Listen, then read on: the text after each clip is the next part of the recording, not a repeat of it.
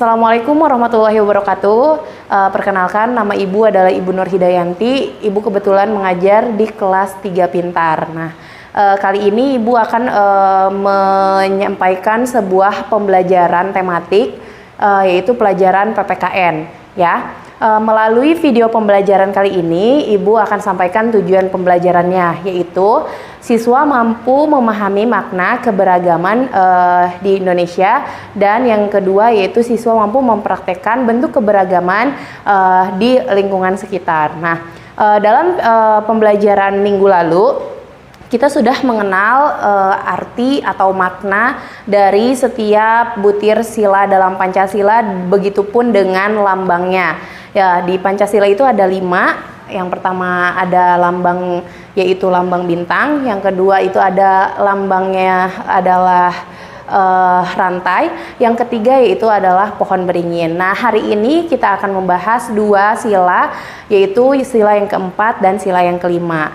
Nah, untuk sila yang keempat itu dilambangkan dengan kepala banteng, ya, bukan banteng, tapi lebih tepatnya adalah kepala banteng yang berbunyi kerakyatan yang dipimpin oleh hikmah kebijaksanaan dalam permusyawaratan atau perwakilan. Nah, yang kelima yaitu dilambangkan dengan padi dan kapas. Bunyinya itu adalah keadilan sosial bagi seluruh rakyat Indonesia. Nah, anak-anak di rumah, dalam Pancasila itu mewakili keberagaman yang ada di Indonesia, di keragaman suku, pada keragaman individunya, atau keragaman budayanya. Nah, dalam beberapa keberagaman tersebut dapat dilakukan kegiatan, ya, kegiatannya dalam bentuk bekerja sama. Nah, apa itu kerjasama? Di sini Ibu sajikan pentingnya kerjasama. Nah, makna kerjasama itu sendiri adalah pekerjaan yang dilakukan oleh 2 orang lebih untuk mencapai tujuan yang telah disepakati, ya, untuk mencapai tujuan yang telah disepakati. Nah, kenapa sih kita harus bekerja sama? Karena manusia adalah sebagai makhluk sosial. Apa itu artinya makhluk sosial? Di sini makhluk sosial adalah manusia tidak dapat hidup sendiri, artinya manusia itu perlu bantuan orang lain. Jadi dalam melakukan sesuatunya tidak bisa hidup sendiri, ya Nah, ya. Kita sebagai manusia harus saling tolong menolong dan kerjasama untuk melakukan sesuatunya. Nah, kerjasama dapat dilakukan di beberapa tempat, yaitu yang pertama ada di lingkungan sekolah, yang kedua ada di lingkungan rumah, yang ketiga ada di lingkungan masyarakat. Nah, contoh kerjasama yang selalu dilakukan atau dilaksanakan di lingkungan sekolah diantaranya yaitu diskusi kelompok atau belajar kelompok, ya, diskusi kelompok. Nah, dalam sebuah diskusi kelompok itu pasti ada beberapa anak-anak yang berkumpul dan berbeda pendapat. Nah, itu bersatu dalam keberagaman untuk mencapai tujuan. Apa tujuannya? Menyelesaikan tugas kelompoknya, gitu. Menjadi sang juara di kelasnya, atau yang pertama selesai mengerjakan, atau persentase yang paling bagus. Nah, itu bentuk kerjasama. Nah, ada pula yang lainnya, yaitu kerjasama membersihkan lingkungan kelas di kegiatan piket kelas. Piket kelas. Bu, apa sih tujuan dari piket kelas? Piket kelas itu memiliki tujuan yang sudah jelas, ya, mencapai kebersihan kelas yang maksimal atau kerapihan tata ruangnya. Nah, itu tujuan yang sudah disepakati oleh kelompok. Jadi dalam bentuk kerjasama di sekolah itu ada 2, diskusi kelompok dan piket kelas. Masih banyak lagi contoh lainnya, nanti anak-anak bisa cari sendiri dan bisa dituliskan dalam bentuk catatan di buku catatannya. Nah, yang kedua ada di lingkungan rumah. Apa sih kegiatan kerjasama yang selalu dilaksanakan di lingkungan rumah? Yang pertama itu kerja bakti,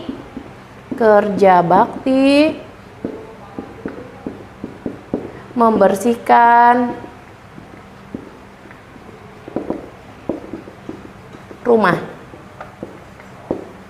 ya. Nah, pasti di sini anak-anak kalau misalnya libur sekolah hari Sabtu atau Minggu, atau sekarang lagi belajar di rumah, ya, dalam daring, pasti anak-anak tidak jauh dalam kegiatan membantu kedua orang tuanya untuk membersihkan rumah. Minimal-minimal anak-anak di rumah itu bisa membersihkan kamarnya sendiri. Jadi setelah bangun tidur membereskan tempat tidurnya, membersihkan kamarnya, lalu bisa dilanjutkan dengan kerjasama dengan kakak atau adiknya untuk membersihkan rumah atau menyapu atau mengepel, mencuci piring. Nah, itu bentuk kerjasama di rumah. Selain itu ada juga kerjasama di rumah. Selain membersihkan rumah itu ada lagi yaitu adalah berdiskusi, misalnya kerjasama dalam bentuk kegiatan belajar.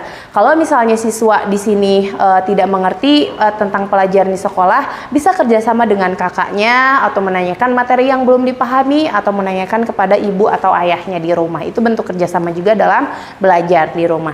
Ya, yang ketiga di lingkungan masyarakat. Apa sih contohnya kerjasama di lingkungan masyarakat? Nah, contoh salah satunya yaitu adalah Siskamling.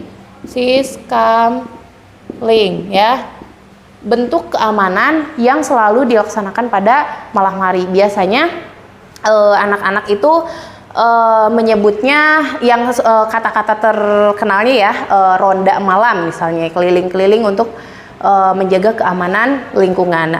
Nah, ada juga kerja bakti ya, kerja bakti. Nah, biasanya kerja bakti di lingkungan masyarakat itu dilaksanakan pada hari Jumat.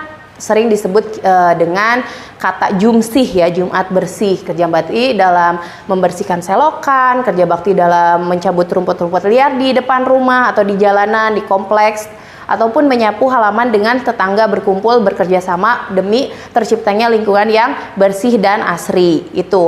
Itulah video atau pembelajaran pentingnya kerjasama di sebuah lingkungan masyarakat, lingkungan rumah, dan lingkungan sekolah. Nanti anak-anak bisa melanjutkan kegiatan di rumah dengan mengerjakan buku paket di halaman 100 ya. Buku paket tematik di halaman 100, nomor 1 sampai 5 itu ada pembelajaran PKN. Nanti bisa dikerjakan, diisi di buku paketnya. Di rumah masing-masing nanti dikumpulkan di waktu yang sudah ditentukan, dikabarkan oleh ibu dan bapak gurunya di rumah.